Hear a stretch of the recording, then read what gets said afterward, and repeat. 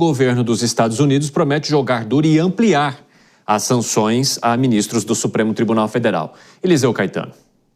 O governo dos Estados Unidos avalia ampliar as sanções aplicadas com base na Lei Magnitsky a outras autoridades do Judiciário brasileiro, incluindo o ministro Gilmar Mendes, decano do Supremo Tribunal Federal. A possibilidade surgiu após os Estados Unidos imporem restrições diretas ao ministro Alexandre de Moraes, acusado por Washington de envolvimento em violações de direitos humanos e abuso de autoridade. Segundo fontes próximas à equipe de política externa do presidente Donald Trump, que lidera as articulações nesse campo, nomes como Gilmar Mendes, Luiz Roberto Barroso e até do Procurador-Geral da República, Paulo Gonet, estariam sendo analisados para futuras sanções. A justificativa seria o apoio ou omissão desses atores em decisões consideradas autoritárias e incompatíveis com normas internacionais de liberdades civis, associadas principalmente à gestão de Moraes na presidência do TSE no inquérito das fake news. A sanção contra Alexandre de Moraes, que já está em vigor, inclui o congelamento de ativos sob jurisdição americana, proibição de entrada nos Estados Unidos e restrições de acesso ao sistema financeiro do país. Se aplicada a outros membros do STF, as consequências seriam as mesmas: exclusão bancária, impacto em investimentos pessoais e desgaste diplomático para o Brasil.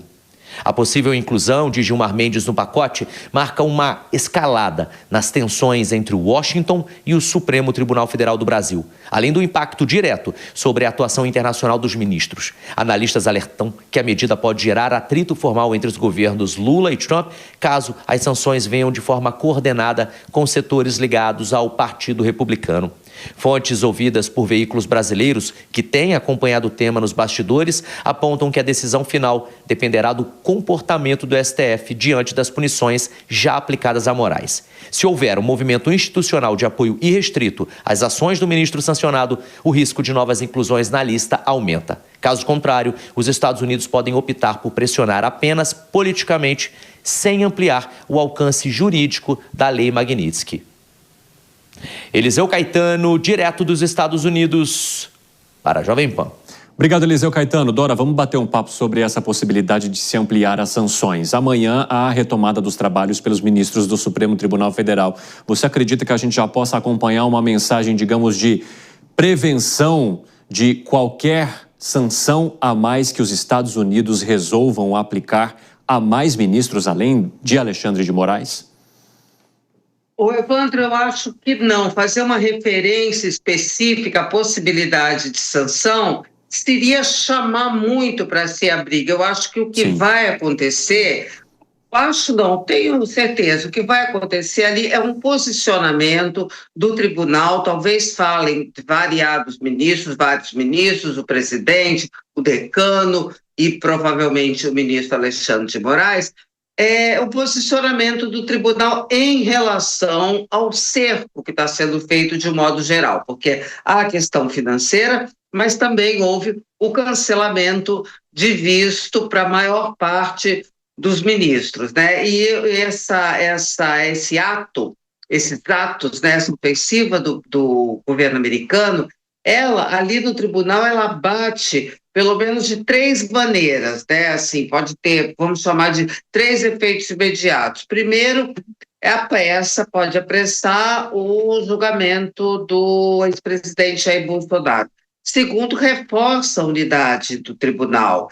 E terceiro, e também anula umas críticas incipientes, discretas, mas que existiam à atuação do ministro Alexandre de Moraes.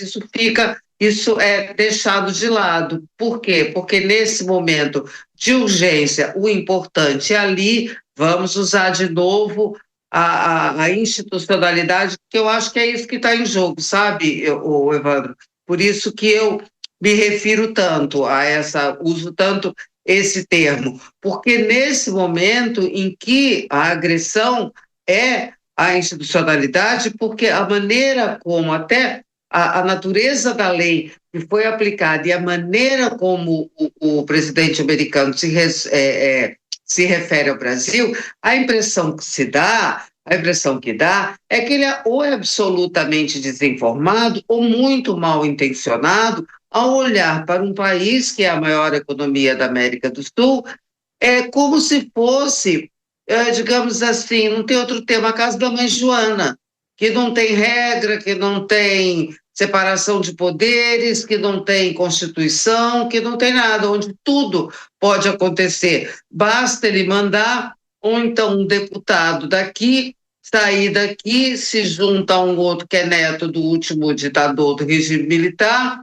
e ficam lá buzinando no ouvido dele e ele acredita. Eu vou te falar uma coisa, isso não diz boa coisa a respeito do governo dos Estados Unidos.